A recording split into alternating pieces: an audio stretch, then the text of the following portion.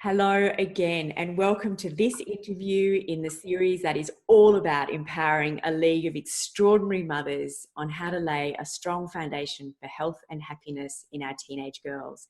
My name is Edwina Murphy-Droomer, and today's interview is with Dr Ashleigh Bond.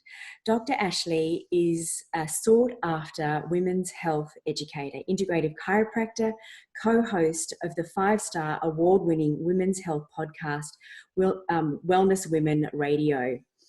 And she's also the founder of the wellnesswomen.com.au. Dr Ashleigh has recently launched a lifestyle education website, Living Low Tox, to support women in creating a clean lifestyle that's low in harmful chemicals and abundant in evidence-supported hormone balancing choices.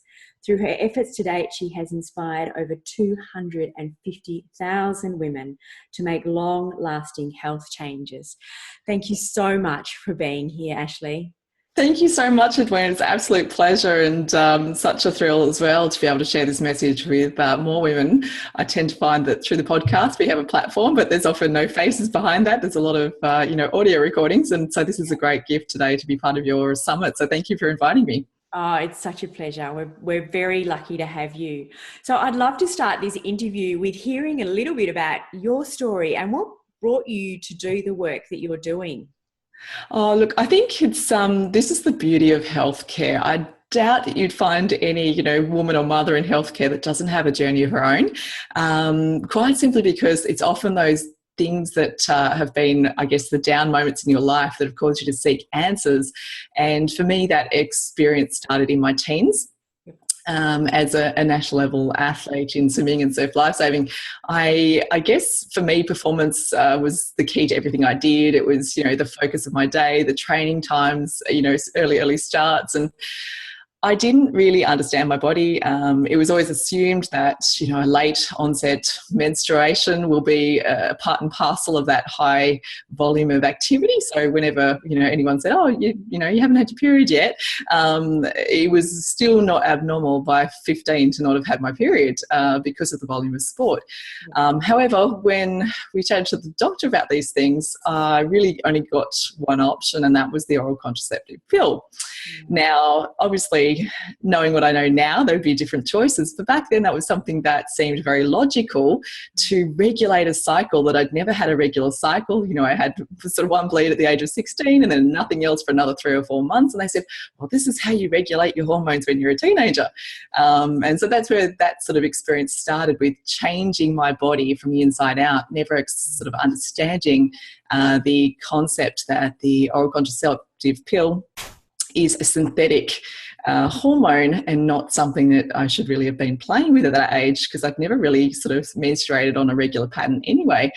And then down the track a couple of years, then things started to go a bit crazy. I was getting some excessive sort of painful cramping and really, really heavy hip and pelvic pains that seemed unrelated to my period and cycles. So I didn't think much of the connection there. But in the end, long story short, had to go down the path of getting an ultrasound. Now, at the age of 19 and not being highly, sexually active, it was really interesting to then be put through a process in which I had to have an internal pelvic ultrasound, which was, to my experiences then, quite traumatic and not well explained at the time. So it left quite an emotional, situation that was never appreciated, which was really interesting. And then they found out that I had polycystic ovaries. And this is, through what I would consider a fairly clean, healthy lifestyle, a very active, athletic, student, a high achiever, and someone who thought she was looking after her body. And it was quite a shock to find out that I had 32 ovaries on my left 32 cysts on my left ovary, which is accounting for the pelvic pain that I was experiencing. Obviously, there was times where maybe those cysts were rupturing and things were changing and I was getting these excruciating moments. And the other one didn't fare too much better. My right ovary had 24 cysts. So suddenly here I am with, sort of, I guess, that jawline acne that, just as everyone assumed because of testosterone androgens from sport, it can be quite a female sportswoman issue. So that was just dismissed, but, oh, you're on the pill, that should be fixing it. And then I had cystic ovaries and it was just chaos. And there I was sitting there going, okay. And the specialist said, oh, look, this is not, not looking too good. There may be a chance you may not be able to have children with this kind of problem. And you were 19. Yeah, so it's pretty, I don't know, I think a lot of women would understand why this, sits in beds in your psyche, but at that age, being told that you may never have children, particularly when you're an incredibly maternal person and every job you've ever chosen since the first day you could have a job was like babysitting and childcare and, holiday school camps, and all the things that I just did were involving work with children. So that was pretty confronting and very, I guess, saddening at that stage too. So it led to quite a long pathway. And I guess I recount this story because I'm surprised at just how many other women have this story or how many other mothers know that their daughters have gone through this. I never thought it was so common. I just thought, oh, this is my little, situation and poor me. And I just had to deal with it. But once I started to talk to more women later on in my career, I realised that this is something that, a lot of families have to go through trying to work out what's wrong with their teenage daughters and what can they do about this.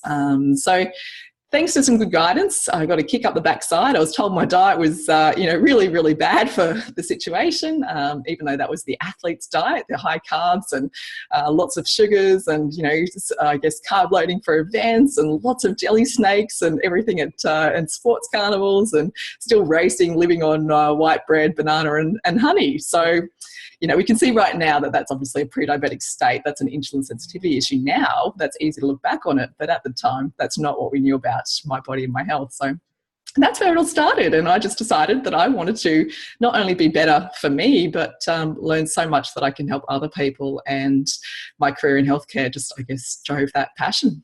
Yeah. I think that, while that conversation is certainly opening up and a lot more people are aware about that link with diet, I think that it's still very prevalent. I know when my kids have played sport and dealing with, the junior football clubs and the lolly snakes and, that kind of idea of carb loading, even though there's no way you would put that in the category of high performance sport, they feel like, that's, doing their kids a favor. And it's, I think that's still very prevalent.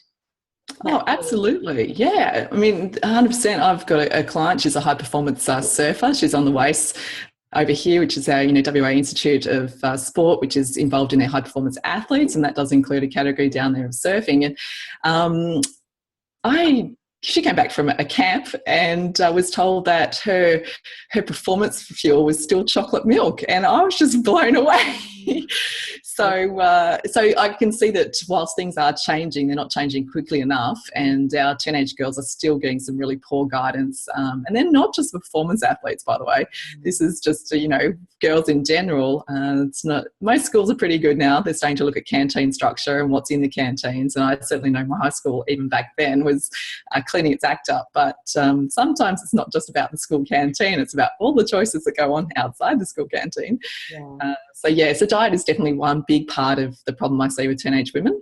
Yeah. But I think all of this really stems down to the idea that if we understand our bodies and we don't dismiss the brilliance, the intelligence and the wisdom it's trying to share with us, understanding signals, understanding, signs and symptoms, is not being stupid things we have to cover up, and appreciating them to be something that we need to learn more about, particularly when it comes to the menstrual cycle, we can certainly start to see why we're going wrong, because we have this, I guess, societal norm to just cover up symptoms. If we've got a headache, pop a Panadol.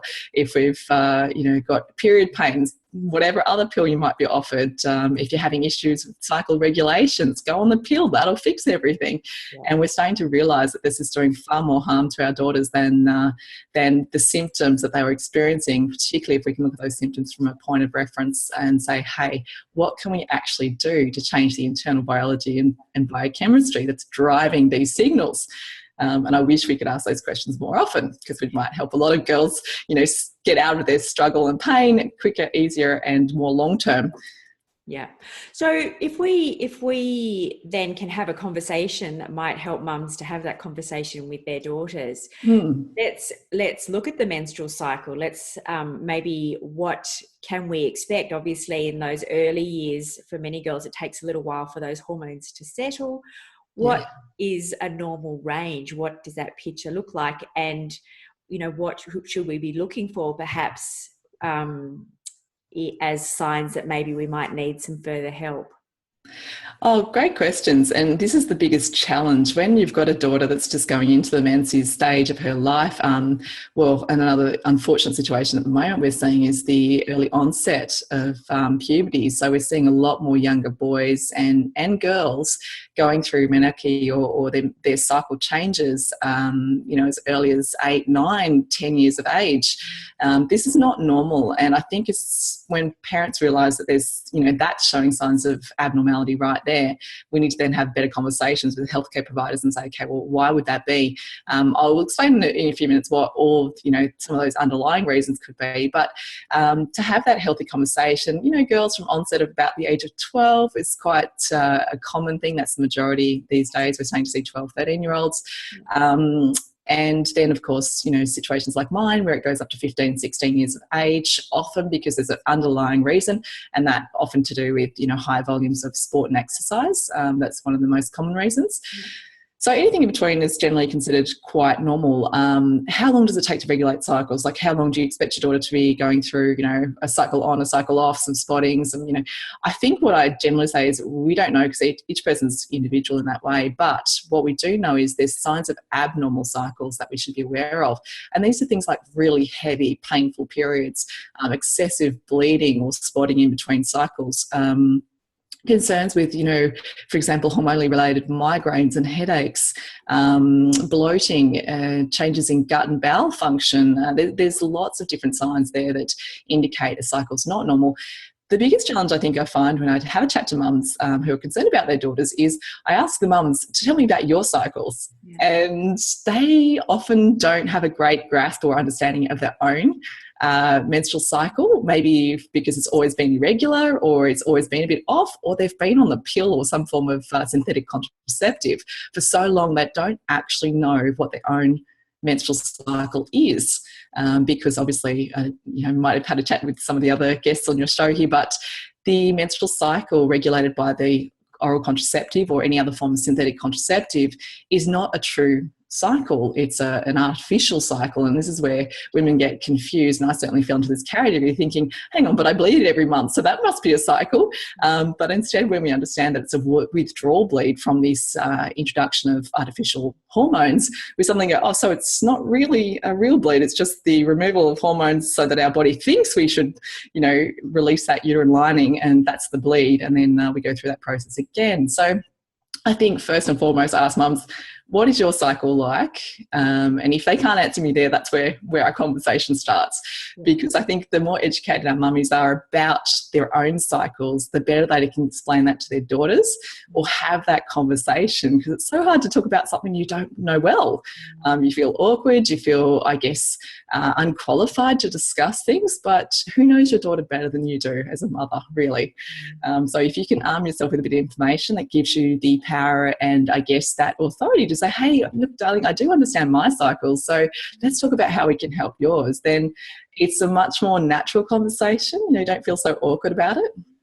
And conversely, if it's not something that you feel clear about, let's learn together. That's 100%. But isn't that what this is all about? This summit is about learning and I guess expanding your knowledge base and expanding your understanding of the human body, of the female body, of the teenage body and mind. There's just so much to learn. And if I ever stop learning, then I may as well not do what I do, because every day there's new research coming out. Every day there's something more to learn about how we can enhance women's health. Yeah.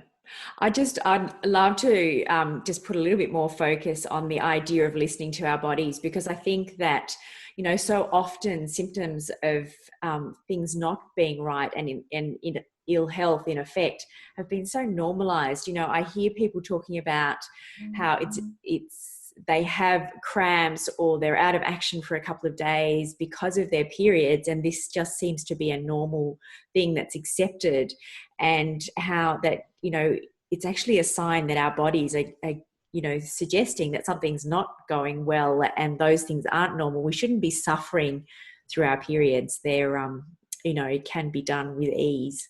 Oh, absolutely, Edwina. That's 100% true. And I think when we look at the cycle, it does seem complex. For a lot of women, it's like, oh, it's all these hormones and I don't understand what they're doing and, what I'm happening. And I always feel this way. So is that normal? And I think, if we always consider the woman's cycle, and I love to sort of describe it when we do our women's health classes through my practice, we always talk about this idea of symphony where, it's like listening to an orchestra, how one hormone comes in and as that's changing, then the modulation, the change, the biochemistry corrects, and the others come in as well.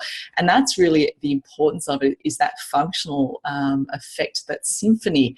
And it must be like that. Otherwise, it's just like a bunch of hormones bashing on drums. It's chaos. And to have that balance means that, we need to consider the body from a holistic perspective. And this is the really big challenge, because sometimes we just blame our hormones. But what does that mean? When you feel like your hormones are out of whack, or you feel hormonal, or you're feeling moody or temperamental or PMS or all those things. I mean, that's something we haven't mentioned yet. Like, how many women are suffering from PMS? How many women are suffering from post-ovulation syndrome, which, we've got quite a few podcasts on these things on our Wellness Women Radio, just to really dive into each of these individual areas at length. But, to understand that that's not a normal sign, that this symphony is not harmonious the way it's meant to be. So if we can then say, okay, so the symphony is not happening the way it should, which of the particular, instruments is out of function? Now, when it comes to women's health, a lot of people don't realise that the gut itself is a massive player in our estrogen hormonal balances. And so when I talk to a lot of parents about, what their daughters are doing, how they eat, some of the, symptoms that they're seeing, a lot of the signs and symptoms are issues regarding gut health. And I think, given our high prevalence and use of antibiotic therapies, most teenagers have had at least a couple of doses of antibiotics in their lifetime, if not more than a couple of doses. And we know for a fact that those are doing damage to our gut microflora. Now, just to sort of get a bit all nerdy on you here, there's also something that's coming out in recent science now, just in the last couple of years actually, and they're starting to identify something called the estrobolome. And this estrobolome is the basically special little bugs in your gut. So these are your microflora that are specifically designed to help metabolize estrogen. Okay. So one of the big players in hormone balance is not just the production of estrogen, but it's also the metabolism and breakdown of estrogen, so that we don't get something that results in what we have estrogen excess, which is where a lot of our cycle issues, like, symptoms like migraines, heavy bleeding, even fibroids, endometriosis, polycystic ovaries, the list goes on down the spectrum, all the way to the severity and seriousness of things like endometrial, uterine and breast cancer, which are all estrogen dominant based, effects there.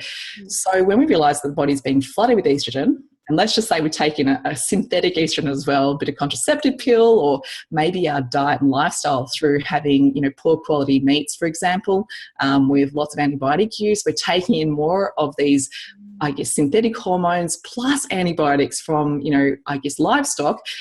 And now we're just destroying our poor little gut microbiome, which has got such a powerful job. Yeah. Throw in there one more angle of this, because I just want to talk about, this is why we talk about simplicities and the complexity of all of this. One more angle is 90% of serotonin, which is your happy hormone, it makes us feel good, is produced in the gut and then transported through its, biochemical pathways in the enteric nervous system to the brain to make us feel happy. Now, how many of our teenage women go on the pill? And then within a couple of years are showing signs of depression, anxiety, mental health concerns.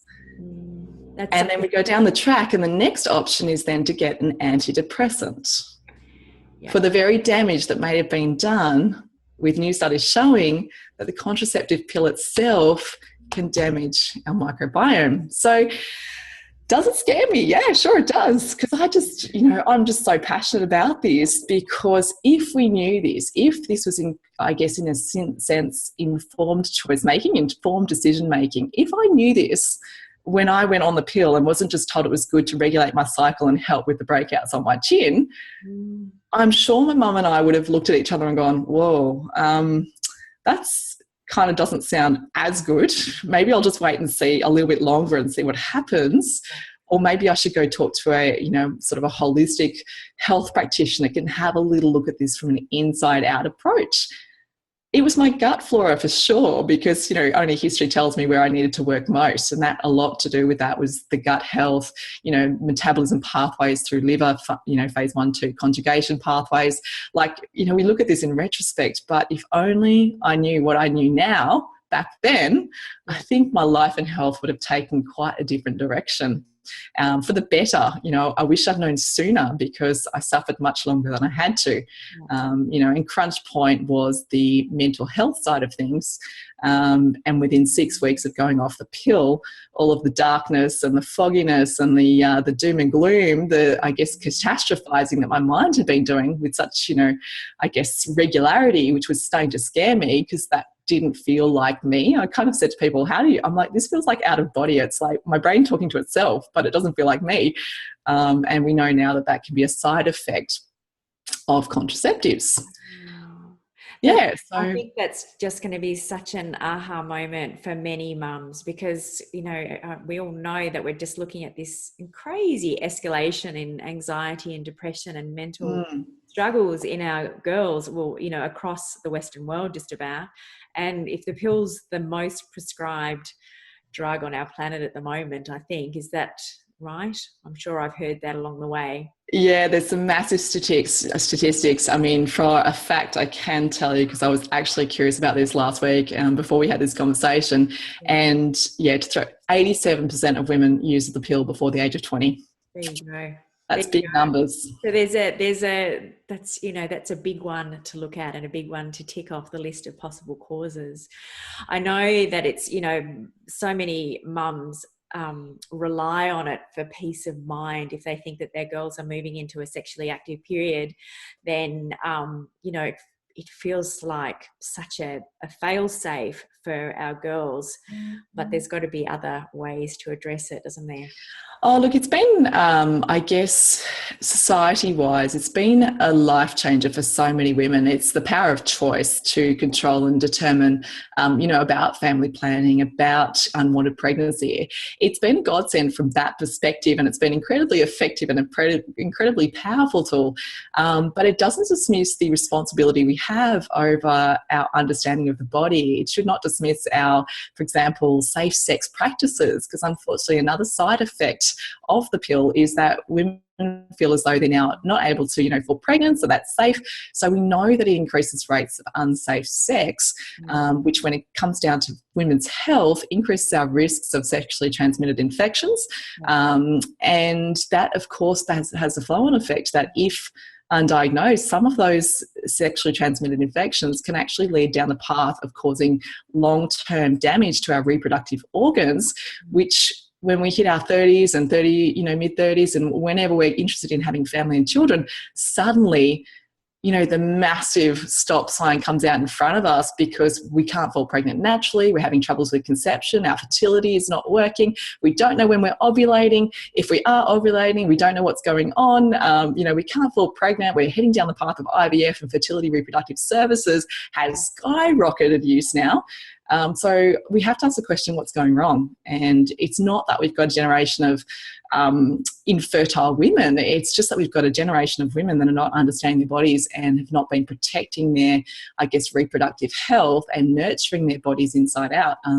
So knowledge is power in this area. I really, implore people to get out of that discomfort of the ickiness of, bleeding every month, which so many people just find so irky and icky. And if we just got rid of that notion that it's a normal thing, and to be honest, we should be proud of it. It's to tell us that we're fertile. It's to tell us we've got the capacity, to be a woman in all its sense. It's something we should be bearing like a badge of honor, but instead we hide it with all these, feminine hygiene products, so we don't smell. We spray ourselves with all this stuff, and we, get rid of the blood. We don't want to look at it. We don't want to see it. We don't want to touch it. And it's just like, we have got to get real with our bodies. It's like having a cold and not wanting to deal with the mucus, and going, oh, I snot, I don't like snot, someone else do it, can you wipe my nose for me?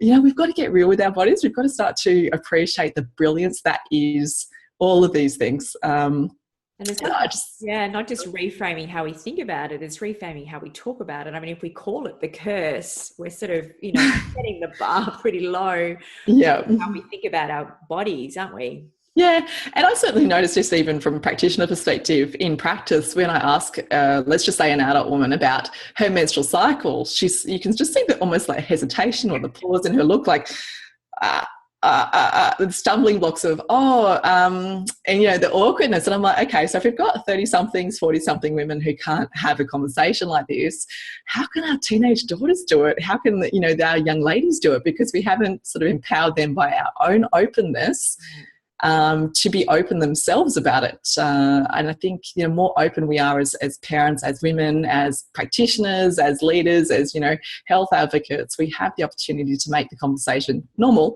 and say, hey, if you're not cycling properly, if, your bleeding's inconsistent, if you've got too heavy, too little, whatever, spotting, hey, that's not okay. But guess what? We can do something about this. Let's have a look at the body and find out what it's trying to tell us. How cool is that? Yeah. And when I have that conversation at work, people just laugh at me like, are you crazy? Like, no doctor's ever done that. And I'm a doctor of chiropractic, sure, but that is my responsibility to look at the body from the inside out and help wherever I can. And, postgraduate wise, I've focused in those areas of women's health and nutrition and, gut healing and repair for a very important reason, that is where a lot of women's health problems are stemming from. Yeah.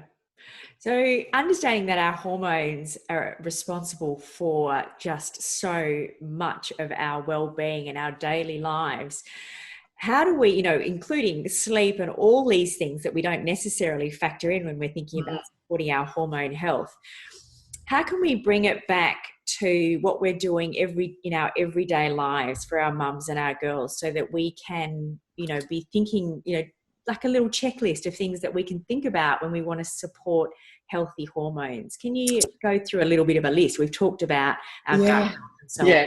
Yeah. So no, I think that's the key, isn't it? Just like, okay, so I've got all this great information. I'm learning all this stuff, but what can I actually do? And I think, for most families, the most basic place to start is in the home. Before you run out and do expensive consults and hormone testing and all these sorts of things, depending on severity, of course, we recommend you always seek professional help when you've got concerns and when there's things that, are showing to be abnormal. But on the flip side, let's look at health from things you've actually got control over. And one of those biggest ones is actually the control over diet. What you put into your body through the foods that you ingest has a massive impact, as we've talked about with gut health. So I like to sort of say, okay, where do we start first? Nutrition. Okay. Nutrition's not just about what we put in, it's about what our body can break down and assimilate and take into cells. So there's a couple of different aspects there. So this is where gut health comes in. So generally speaking, I will have all my, teenagers that are having concerns with their cyclic health is to be on a quality practitioner recommended probiotic. Now, this is where you need to speak to your professionals because this varies a little bit each person. A quality essential fatty acid. So in my case, it's fish oils. But when I say quality, again, there is so much junk on the market. If you can purchase 1,000 capsules for $14, what sort of quality are you getting? And this is the key to it. It's not just about putting it in. Your body's got to be able to, recognize, absorb, take through, rebuild tissues and cells with that building block. So the quality of the building blocks you put in determines the quality of the health you have. So crap in is crap physically speaking. And I hate to be so blunt about it, but we just keep thinking we can build, strong bodies with crappy food. And that's not the case. We know that.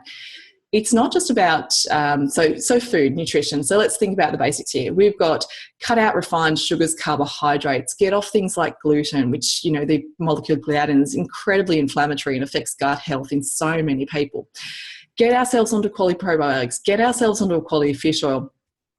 Improve the sources of our fibre intake. So make sure we're getting plenty of whole foods sources of vegetables. Okay, it's the fibre in vegetables that are known as MAX, which is to do with our microbiota accessible carbohydrates.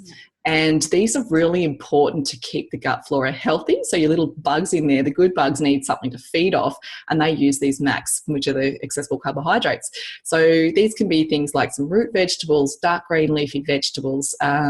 Essentially, you know, I say vegetables. Vegetables are vegetables. Make them colourful, make them diverse, and give your body variety. We don't need too many fruits and sugars because they can also access bad bugs. You know, bad bugs love the sugars. So things like yeasts and candidas and a lot of the microbiome that feeds off sugars can really disrupt our hormone health as well.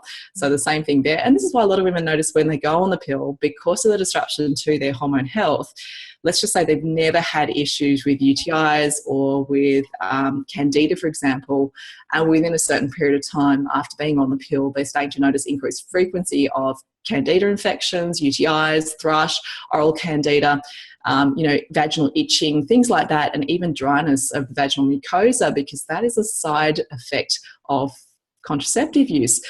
And I guess sorry, I get so excited. I'm probably just sidetracking here, but, you know, we're talking about diet. So, and then I suddenly go and switch over on you ladies. Sorry, ladies watching. This is just the way my brain works. Yeah. I get excited by it, and then all of a sudden I'm on a tangent. So pull me back if you need to, Edwina. But, you know, another thing I just want to reframe, we talked about how we need to reframe health. We need to stop talking about things as side effects. Okay, when we take prescription medications, they are not side effects, they are co-effects, albeit unwanted co-effects, which we have labelled as a side effect to dismiss the severity or the importance of, you know, acknowledging that. So I think for me, I also talk to a lot of people about the co-effect of something. Oh, you're having this? Oh, and you're also having that? That's interesting. That's a co-effect of that medication. And they're like, huh? Don't you mean a side effect? I'm like, well, side effect is almost this medicalised way of just dismissing it. Like, oh, you've got that, but don't worry about it because that's just a side effect. But you should worry about it. Yeah. Does that make sense? Absolutely. Okay, cool. That's just, you know, just one of those little things. Yeah. So that's what, you know, so that's cutting down the sugars, cutting down the, you know, refined carbohydrates, packaged foods, rancid fats. You know, your trans fats are an absolute no-no for gut health, which is inherently becomes hormonal health, okay? Because a lot of the stuff that we go onto, you know, contraceptions or we turn towards doctors for is often in our teenagers is skin and acne problems. It's actually considered, I think, one of the number one of two reasons why women go to the pill is because they're worried about their skin. And skin, we know, is an external expression of the internal mucosal lining of our gut. And if we look at what skin is, we see it as, you know, the skin's largest defense barrier. That's the body's largest defense barrier. It's one of the largest organs in the body. It's the mucosa, you know, oral mucosa flows straight into the skin, and our gut tubes all the way through come out the anus there and the vagina, and it's one big, you know, tube, and it's all connected. And this is where we can't just sort of take a piece away and say, oh, your skin's a problem, let's fix the skin by putting creams on and you know, trying to spot cover and stuff. That's great, but that's not the fix. Yeah. That's a symptomatic relief at best. So this is why we turn to diet and lifestyle. Definitely cutting down on use of antibiotics where not necessary. So, you know, sometimes we turn to antibiotics too quickly because guess what they do for, you know, hot inflamed skin acne? They use a topical antibiotic, is that correct? Yeah, and if not, you might get an oral antibiotic and possibly a corticosteroid as well to reduce immune expression. So we're still, again, attacking the brilliance of our body by trying to dumb it down and turn it off. So let's just consider why we do that. I'm big on the fermented foods. You know, I think if we can get girls off, you know, Sprite and Coke and put them onto kombucha, we could have a really healthier population of girls. Fermented foods like sauerkraut, kimchi, you know, probiotic-rich foods are really powerful, again, in helping the hormone. I guess this is where people go, but why do you talk so much about the gut? Because gut and hormone are synonymous. You know, gut and estrogen balance are synonymous. You can't fix the hormones of the body through estrogen, progesterone, testosterone balance without looking at the gut flora and balance as well. So we talk a lot about nutrition there. And then I also, you know, well, it's partly why we created the 28-day hormone reset, as the wellness woman, was because how do we package this entire lifestyle experience in a way that people might actually be able to make long-term changes? And that's really why we created it, because there's just so much information. As you can see from your interviews, I'm sure people are just like, oh my gosh, there's so much to learn. So simplifying things through diet, and then we get into exercise. So really, you break down nutrition, diet, lifestyle, exercise, sleep habits. Exercise, a lot of women are over-exercising. They need to calm it down. Need to give our body a chance to do the healing and repair, drop the cortisol response, which is our hormone of stress. And when we're exercising at high levels, we're actually constantly driving up our stress response, which is effective if you've got, performance needs, but we also have to sort of counterbalance that with appropriate rest and recovery. And how often are our teenagers up late at night playing on iPhones when they should be sleeping? And that, of course, is affecting their hormonal balance, because without quality sleep, we can't do the rest and repair that our body needs. And the modulation of things like growth hormone, repair of pathways involved in our stress response, involved in our estrogen metabolism. It's just something that we underappreciate the quality effect of sleep. So this is where rest and recovery, calming exercise down, maybe some meditation, yoga practices, even for our teenagers, is just so powerful. And I wish I'd learned some of those things sooner. It helps with our sleep balance. It helps us sleep better. More sleep means better body, better healing, better repair, better hormone balance. Yeah. Better everything. Sleep. Better everything. How often do we know that? It's like you're just feeling absolutely ratty and you're just like, right, I just need a power nap. And you wake up and the world's fresh again. And just sleep has that recuperative, regenerative power to it. So teenagers missing out on sleep are suffering, and it's affecting their hormones. Yeah. So we've gone through nutrition, sleep, gut health is part of that, exercise. Was there anything else on that list? Look, I think that for me, there's just so many aspects of this. Mindset in teenagers is really hard to navigate. So I really, tell parents, don't think you're going to be able to crack the mindset game of teenagers, because it's inherently part of the brain development pathways. And this is where, as a chiropractor, I look at neurodevelopment, because there's windows, like there's this pruning phase that's going on from 11 to 17 years of age, where the brain is literally, cutting back pathways of neurons and nerves that are not needed. So it's this wiring effect, which is the use it or lose it principle. And this happens at all times in our life. We know that because, like, if we learn a skill and we don't use it for a while, we're a bit rusty when we try and do something again. But in our teenagers, part of the package you're seeing in terms of mental maturity and development, which you're not going to be able to crack as a parent. I think you just sort of have to go through some of this stuff too and know when you need to seek support and help, is to do with frontal lobe development. This is part of our brain that's involved that maturation, decision making, making rational decisions. Emotional brain gets a bit crazy at this age. So it's, from a neurotypical development aspect, it's quite normal for teenagers to be a little bit, headspace funny.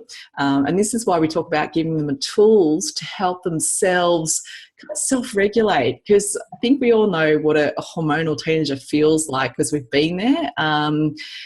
And if you have some tools to help with those hormonal moments, which are going to happen with or without, incredible, hormone balance, it's to do with this brain development stuff too. Things like teaching meditative practices young, things like teaching correct breathing techniques, yoga, looking after the body.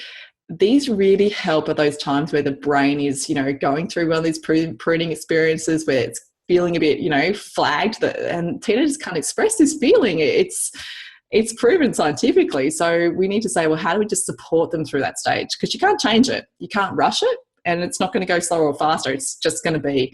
So we need to sort of say, well, what tools have we got to support that? And that's where, we talked about the fish oils, and we talked about, why that's helpful. Well, it's helpful for hormones, but the biggest part of the importance of essential fatty acids is actually the myelin sheath, the coating around neurons and nerve cells. And our brain is comprised primarily of fat. this fatty coating of the nerve cells. So in this pruning phase, when all of that's changing, making sure we've got quality fats going in through things like maybe coconut oil, avocados, nuts and seeds, your fish oil supplementation, that's also going to help the brain. And that's going to help with mood modulation and happier teenagers. That's got to be a good thing. Yeah, that's going to be a great thing, I think. So, yes, can you see how sometimes it's internal things, like you need to be adding to the system, and sometimes it's external things, tools and tricks and habits and lifestyle patterns that you need to, implement and utilize. Removing toxicity. I haven't even touched on this yet, and I think we've totally run out of time. But, one of my biggest things, and the part of the reason why I recently launched Living Low Tox, was because of the environmental impacts on our hormones. And, this is unto itself an entire conversation. We could do a whole show just on this. But I think the long story short here is that our environmental pollutants through air, water, soil, contamination on our foods, there's an effect they have, which it's called xenohormones or xenoestrogens. You might see them as endocrine disrupting compounds. These have an environmental impact on our genetic expression and on our hormone balance, because these xenoestrogens, for example, mimic the estrogen in our body, which often binds to estrogen receptors, blocking them up for the actual use by our natural estrogen.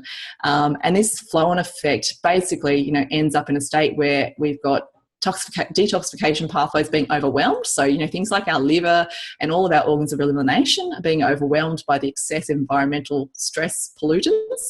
And the effect that has as well is putting a lot of women, even early on in their life as teenagers, into a state called estrogen dominance. And this is where we can see precocious puberty, early breast development and menstrual cycles starting to be connected to this they call it an exogenous exposure to estrogen, because it's basically telling the body, oh, you've got more hormones. And so the body's responding to it with estrogen dominant conditions and developments of concerns of health problems related to this estrogen dominance.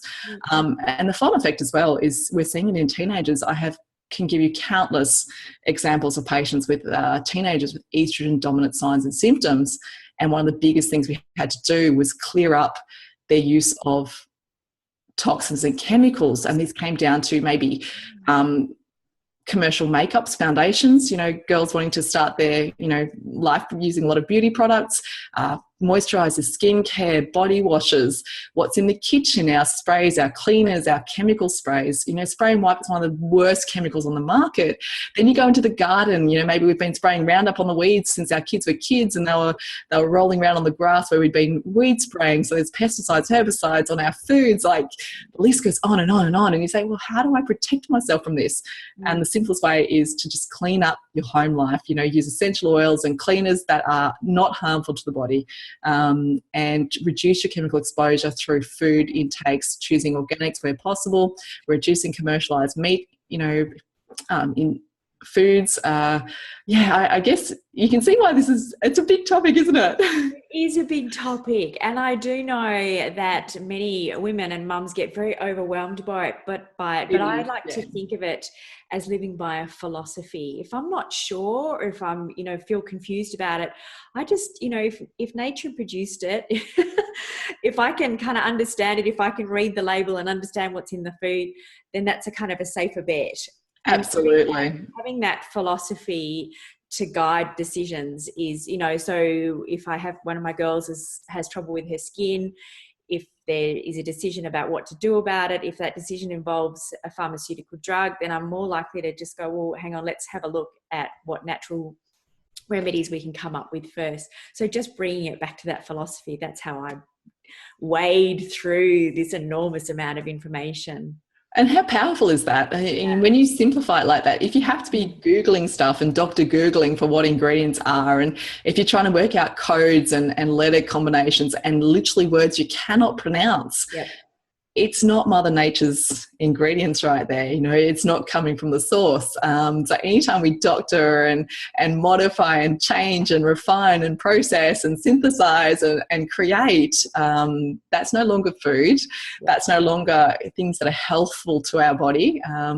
And I know that we sort of think, oh, but that's a bit hard. What do I use? And that's usually the first question people say. But if I don't use my, oil of Olay, what do I use? And I'm like, well, there's coconut oil. Oh, you don't put oil on the skin. I'm like, well, your skin is a barrier that's designed with oil to, protect it from bacteria and other things that are harmful to health. So believe it or not, using natural oils on the skin is actually a very good option. So there are options out there, and it's certainly, it takes time. And look, here I am sitting here rattling off all this stuff, but I didn't just get here yesterday. This has been a journey since I was a teenager, and here I am at 34 years old with a son, and I'm also now looking at the world through different eyes as a parent to try and make sure my environment that I'm bringing Oliver in is something that's going to be helpful for him. Now, he's not a woman, but he has got all of the same opportunities to damage his health from a male perspective if I don't get things right for him. So, I'm passionate about learning for my practice life, for my professional life, but now as a mother, I'm also really passionate about even asking harder questions, and just seeing how far we can take this conversation, because to grow healthy kids is the greatest legacy we can ever leave this planet. And it's not about us anymore. It's about raising children that are going to look after Mother Earth as well. So, if you are passionate about leaving something valuable in this world, it should be a child. I say should, that's really mean because no one should do anything. But wouldn't it be wonderful if it was a child who could then be the next solution? Yeah. And they are going to have to be the solution. That's just a fact, because we are seeing this crazy escalation of ill health, physical and mental, across our societies. And it's going to be up to our children. It's going to be up to us to empower our kids with the knowledge to change these statistics.